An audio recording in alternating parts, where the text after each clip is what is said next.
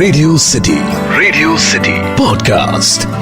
Radio city love shots on radio city 91.1 FM. అమ్మాయి రంగు తక్కువ, మరోసారి ఆలోచించరా అంటూ నసుగుతూనే ఉంది అమ్మ. నేనేం పట్టించుకోలేదు. తన మనసు నాకు నచ్చింది, అంతే. అమ్మాయి నచ్చింది, మరో మాట ఎత్తకుండా చెప్పేశాను. పెళ్లి చూపులు ముగిశాయి. 2 నెలల క్రిందటే పరిచయమైంది ఆ అమ్మాయి. ముఖంపై చెరగని చిరునవ్వు, ఎవరినీ నొప్పించని మనస్తత్వం ఆమె సొంతం. ఈ రోజుల్లో ఇలాంటి అమ్మాయిలు అరుదే. ఇదే చెప్పి పెద్దల్ని ఒప్పించాను. రంగు తక్కువని గొనిగినా కూడా నా బలవంతంతో ఇంట్లో వాళ్ళు ఒప్పుకున్నారు. ముహూర్తం పెట్టేసుకున్నాం. నెల రోజుల్లో పెళ్లి. రోజులు గడుస్తున్నా కూడా అమ్మ అసంతృప్తి మాత్రం తగ్గలేదు. అమ్మాయి నలుపు నాకు నచ్చలేదు. రోజుకు 10 సార్లైనా సరే ఈ మాటలను గుర్తు చేసేది. విధి లేక సరే, మీరు చూసిన అమ్మాయినే చేసుకుంటాను అని వాళ్లకు మాటిచ్చేశాను. మొదటి సంబంధం క్యాన్సిల్ అయ్యింది. తొందరలోనే నా జీవితంలోకి ఓ అందకత్తె వచ్చింది. కోడల్ని చూసి అమ్మ మురిసిపోయేది. తనతో బయటికి వెళ్తే నేను గర్వపడేవాణ్ణి. కానీ తను ఇంట్లోకి అడుగు పెడుతూనే ఏమందో తెలుసా? ఇది ఇల్లా లేక ఓల్డేజీ హోమా అంది. అమ్మమ్మ నానమ్మలను చూసి మా గుండెలదిరిపోయాయి. ఆ ఒక్కరోజే కాదు, ప్రతిరోజు తోటాల్లాంటి మాటలతో మా మనసుల్ని ఛిద్రం చేసేది. ఏ రోజు ఏం వినాల్సొస్తుందోనని హడలిపోయేవాళ్ళం. నోటికి ఏది వస్తే అది వాగేది. మనుషులంటే లెక్కలేదు. నెల తిరిగేలోపే స్వర్గం లాంటి మా ఇంటిని నరకం చేసేసింది. వేరు కాపురం పెడితే తను మారుతుందేమోరా అంది అమ్మ. పెట్టాక అది కూడా జరగలేదు. మీ అమ్మా నాన్నలతో మాట్లాడొద్దు, కలవద్దు అని షరతులు పెట్టేది. ఒక్కగానొక్క కొడుకు జీవితాన్ని నాశనం చేశానని అమ్మ ఏడవని రోజు లేదు. తన టార్చర్ భరించలేక ఓ రోజు ఆత్మహత్యాయత్నం చేసి ఓడిపోయాను. దీంతో తన దృష్టిలో మరింత చులకనయ్యాను. చేతకాని వాడివి అని దెప్పి పొడిచేది. గృహహింస కేసు పెడతానని బెదిరించేది. 4 సంవత్సరాలు గడిచాయి. ఇప్పటికీ నాకు అవే కష్టాలు.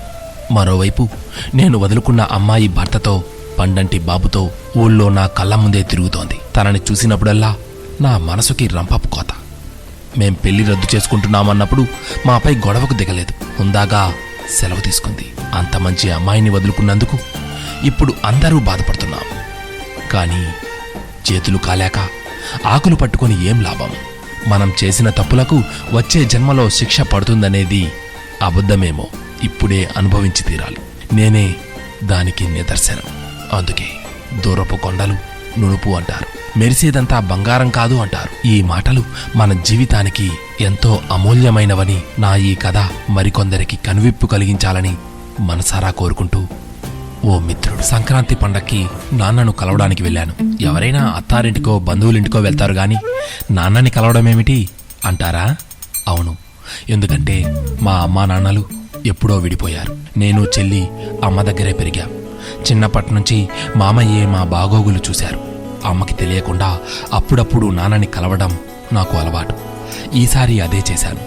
గేటు తీసి లోపలికి వెళ్తూ ఉంటే వాకిట్లో చుక్కల ముగ్గు వేస్తున్న చక్కని చుక్క కనబడింది. తను నా మేనత్త కూతురు. చూసుకుంటూ వెళ్ళు బావా, ముగ్గు పాడవుతుంది అని తను అనడంతో మరోసారి తన వైపు చూశా. ఈసారేంటో మరీ అందంగా కనిపించింది. ఇంట్లోకెళ్ళి నాన్నతో మాట్లాడుతున్నా పదే పదే తన రూపమే గుర్తుకొస్తోంది. ఆ ఊహల్లో ఉండగానే బావా స్వీట్ అంటూ చేతిలో పాలకోవా పెట్టింది. ఏంటి స్పెషల్ అంటే, నాకు ఉద్యోగం వచ్చింది అంది. ఓ ముక్క నోట్లో వేసుకొని, ఈ స్వీట్ కన్నా బావా అన్న నీ పిలిపే తీయగా ఉంది అన్నాను. సిగ్గు మొగ్గాలయ్యింది.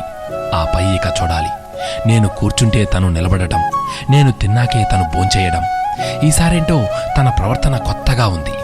నేను తన చుట్టే తిరిగేవాణ్ణి.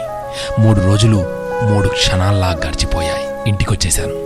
ఆ రాత్రి నిద్ర పడితే ఒట్టు. కళ్ళు మూసినా తెరచినా మరదలే కనిపిస్తోంది. ఎన్నాళ్ళో ఆగలేకపోయా. ఓ రోజు వాళ్ళ నాన్నకు ఫోన్ చేసి, మీ అమ్మాయిని పెళ్లి చేసుకుంటా, తనంటే నాకు చాలా ఇష్టం, మా అమ్మలా చూసుకుంటా అన్నాను.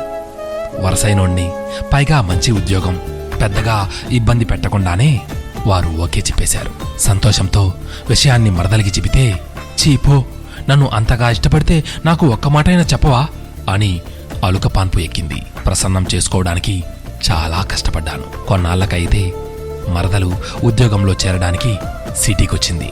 వెళ్ళి కలిశాను. చేతిలో ఓ ఫోటో ఆల్బం పెట్టింది. నేను ఊరికి వెళ్ళినప్పుడు జాతరలో గుడి చేల దగ్గర దిగిన ఫోటోల తీపి జ్ఞాపకాలన్నీ అందులో ఉన్నాయి. ఉగాదికి ఊరికి వెళ్ళాను. నాకన్నా ముందే మా ప్రేమ విషయం అమ్మకి చేరింది. చూడరా, వాళ్లతో మనకు చాలా గొడవలయ్యాయి, మనకు పొసగదు, మేమో వాళ్ళు తేల్చుకో అన్నారు అమ్మ, మామయ్య, అమ్మమ్మలు. ఎప్పుడూ జరిగిన గొడవలకి మా ప్రేమతో ముడిపెట్టొద్దు అన్నాను. అయినా వినరే. అత్తమ్మ వాళ్ళు ఒప్పుకునేదాకా ఎదురుచూద్దాం బావా అంది నా మరదలు. 6 నెలలు ఇంటి ముఖం చూడలేదు. అయినా సరే అమ్మ నుంచి పిలుపు లేదు. మరోవైపు మా అమ్మాయిని పెళ్లి చేసుకుంటావా లేక వేరే సంబంధం చూసుకోమంటావా అని మామయ్య ఒత్తిడి. ఏదో ఒకటి తేల్చుకోవాలని ఇంటికి వెళ్ళాను. అమ్మ, మామయ్య, అమ్మమ్మ వాళ్ళ పంతాన్ని వీడలేదు. నేను ఓ నిర్ణయానికి వచ్చేశాను. నా మరదలితో తన కుటుంబ సభ్యుల సమక్షంలో గుడిలో పెళ్లి చేసుకున్నాం. నగరానికి కాపురానికి వచ్చేశాం. కొన్నాళ్లు గడిస్తే అమ్మ మనసు మారుతుంది అని నా ఆశ. కానీ నా అంచనా తప్పింది. మేం చేసిన దాన్ని అవమానంగా భావించి కొద్ది రోజులు ఇంట్లోంచి అమ్మ, అమ్మమ్మలు బయటికి రాలేదట. భర్తతో పాటు నా కొడుకు కూడా ముఖం చాటేశాడు అని అమ్మ ఏడ్చిందట. చాలా తప్పు చేశాను అనిపించింది. తరువాత వెళ్ళి క్షమించమని అమ్మ కాళ్ళపై పడిపోయాను. అమ్మ నోరు విప్పలేదు. ముఖం కూడా చూడటానికి ఇష్టపడలేదు. నిరాశగా తిరిగొచ్చాను. కొన్నాళ్లకు చెల్లికి పెళ్ళని తెలిసి ఆశగా వెళ్ళాను. అప్పుడు నన్ను అపరిచిత వ్యక్తిలా చూశారు. కన్నీళ్లతోనే అక్షింతలు వేసి అక్కడి నుంచి తిరిగొచ్చేశాను. ప్రేమించిన అమ్మాయిని దక్కించుకున్నాననే సంతోషం కన్నా నేనే ప్రాణం అనుకున్న అమ్మ నన్ను కాదనుకోవడం ఇప్పటికీ జీర్ణించుకోలేకపోతున్నా. కొన్నాళ్లు వేచి చూస్తే నా ఈ దుస్థితి తప్పేదేమో అని నాకు నేడు అనిపిస్తోంది. ఇలా బంధుత్వంలో ఎప్పుడో జరిగిన ఆ గొడవలను పెట్టుకుని పట్టింపులకు పోతున్న పెద్దలు కాస్త ఆలోచించి పసి మనసులను అర్థం చేసుకునే ప్రయత్నం చేయాలని కోరుకుంటూ మీ శ్రేయోభిలాషి. Radio city podcast.